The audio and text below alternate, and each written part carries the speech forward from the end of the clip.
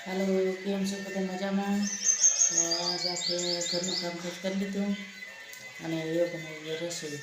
તો રસોઈમાં આપણે બનાવવાનું છે તો ભીંડાનું શાક બનાવવાનું છે. આપણું ફેવરેટ ભીંડાનું શાક છે. તો ભીંડાનું શાક બનાવીએ અને રસોઈ ચાલુ કરીએ. અત્યારે બધા ખોવાઈ ગયા અને માથે થવા આવ્યું. તો એ આપણે રસોઈની ફેરી શરૂઆત કરીએ અને ભીંડાનું શાક બનાવી નાખીએ. હાલો, તો બકાલ મોરાઈ ગયો, ભીંડા મોરાઈ ગયા. હવે આપણે મસાલા તૈયાર કરી લઈએ અને ભીંડા વઘાર નાખીએ.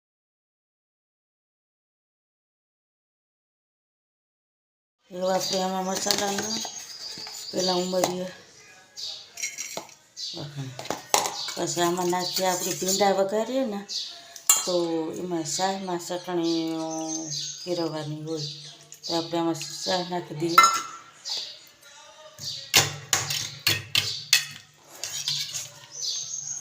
આ રીતના ચટણી કેળવી શાકમાં થોડીક વાર રાખી દઈએ છીએ. લવણવાર ચટણી થઈ જાય પછી આમાં આપણે નાખી દઈએ મસાલા કમ્પ્લીટ કરી લઈએ. એવામાં નાખીએ આપણે મસાલા, ધાણા જીરું નાખીએ, હળદર નાખીએ,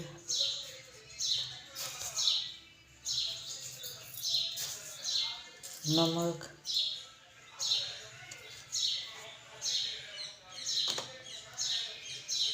હિંગ.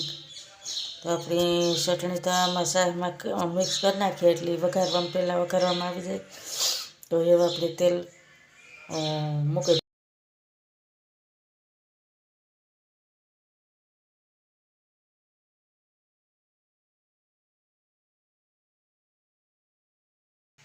હાલો, તો આપણે શાક વઘારવાનું તેલ મૂકી દઈએ કુકર.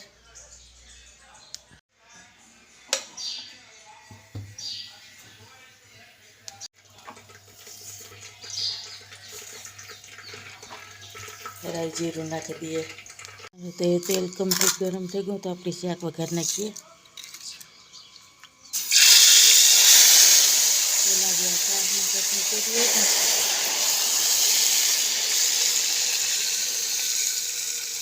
પહેલાં વઘાર નાખીએ તો શિકાર ન પકડે. શાકમાં ચટણી મિક્સ કરે નકર ભીંડાનું શાક ચીકણું થઈ જાય, લાર હાલે, લાર જેવું થઈ જાય.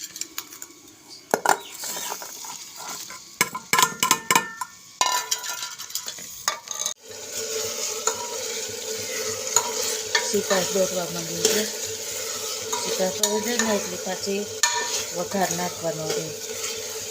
શિકાર મૂકવાનું થોડુંક સેતા કરીએ છે આપણે થોડુંક નાખી દઈએ થોડુંક લીંબુ, એટલું જ થોડુંક જ.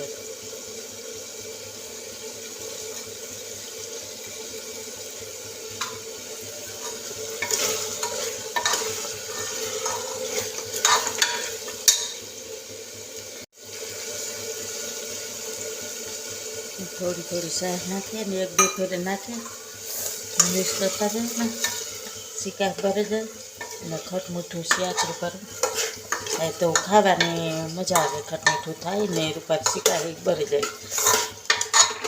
થોડીક વાર સળવા દઈએ પછી કુકરનું ઢાંકણું કરી પેક કરીને મૂકી દઈએ સળવા. શાક સળી ગયું હવે આપણે માંડી દઈએ તાવડી, રોટલા કરી લઈએ.